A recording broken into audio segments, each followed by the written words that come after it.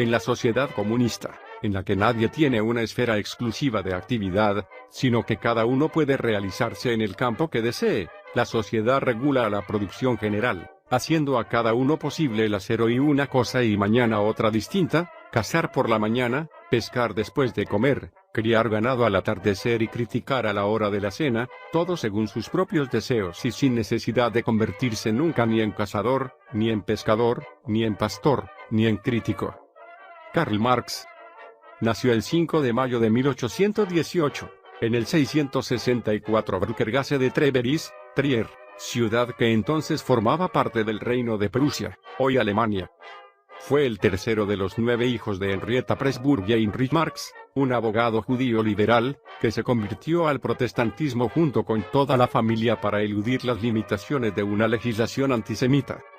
Karl fue bautizado en una iglesia luterana en agosto de 1824. Su abuelo materno fue un rabino holandés, mientras que por línea paterna hubo rabinos en Treveris desde 1723. Karl se convirtió en ateo y materialista, rechazando tanto la religión cristiana como judía. Fue el propio Marx quien acuñó el aforismo «La religión es el opio del pueblo». Su progenitor fue el primero en recibir una educación laica, se convirtió en abogado y fue relativamente rico. Recibió clases de su progenitor hasta 1830, cuando entró en el gimnasio jesuita de Trier, cuyo director, Hugo Wittenbach, era amigo de su padre. Fue expulsado del servicio militar cuando cumplió 18 y cursó estudios en las universidades de Bonn, Berlín y Jena. Marx era bajo y fornido, tenía mucho pelo y la piel morena, por lo que su familia y amigos lo llamaban Mor en alemán, Moro en español. En 1836 se comprometió con Henny von Westphalen, una baronesa perteneciente a la clase dirigente prusiana hermana del ministro de Interior prusiano, a la que conocía desde la infancia. Su compromiso fue socialmente controvertido debido a las diferencias étnicas y de clase.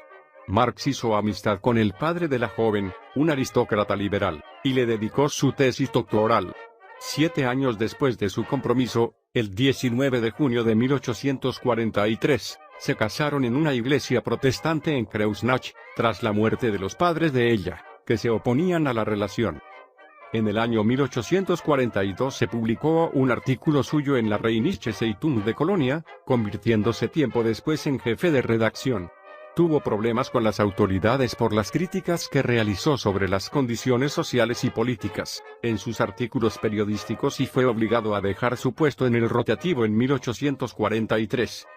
Se traslada a París de donde es expulsado y se establece en Bruselas donde traba una amistad que dura toda la vida con Federico Engels. Intercambiaron pensamientos y opiniones, llegando a la conclusión de que ambos tenían la misma concepción sobre la naturaleza de los problemas revolucionarios. Trabajaron juntos en el análisis de los principios teóricos del comunismo y en la organización de un movimiento internacional de trabajadores dedicado a la difusión de aquellos. Escriben La Sagrada Familia, 1845, y La ideología alemana, 1845-1846, contra Feuerbach y los hegelianos de izquierda por idealistas. Organiza y dirige una red de grupos llamados Comités de Correspondencia Comunista, establecidos en varias ciudades europeas. 2 años después, Marx y Engels recibieron el encargo de elaborar una declaración de principios que sirviera para unificar todas estas asociaciones e integrarlas en la Liga de los Justos, Liga Comunista. Así nació el Manifiesto Comunista. Las proposiciones centrales del manifiesto, aportadas por Marx, constituyen la concepción del materialismo histórico, concepción formulada más adelante en la Crítica de la Economía Política, 1859. En estas tesis, se presenta el sistema económico dominante en cada época histórica, por el cual se satisfacen las necesidades vitales de los individuos. Esta determina la estructura social y la superestructura política e intelectual de cada periodo. Así, la historia de la sociedad es la historia de las luchas entre los explotadores y los explotados. Tras la publicación del manifiesto, estallaron procesos revolucionarios, las revoluciones de 1848, en Francia, Alemania y el Imperio Austriaco y fue expulsado de Bélgica. Regresó a París y después a Renania. Fundó y editó en Colonia una publicación comunista, la Neue Rheinische Zeitung, Nueva Gaceta Renana, y colaboró en actividades organizadoras de agrupaciones obreras. En 1849 fue arrestado y juzgado bajo la acusación de incitar a la rebelión armada. Fue absuelto, pero le expulsaron de Alemania y se cerró la revista. Algún tiempo después las autoridades francesas también le obligaron a abandonar el país y se trasladó a Londres, donde permaneció el resto de sus días.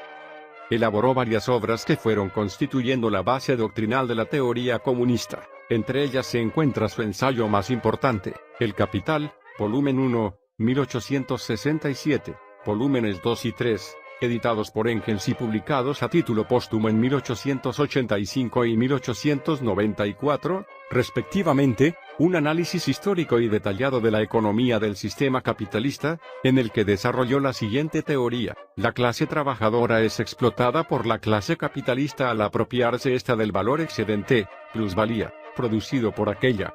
Su segunda obra, La Guerra Civil en Francia, 1871, analizaba la experiencia del gobierno revolucionario francés, la Comuna de París, establecida en esta ciudad durante la Guerra Franco-Prusiana.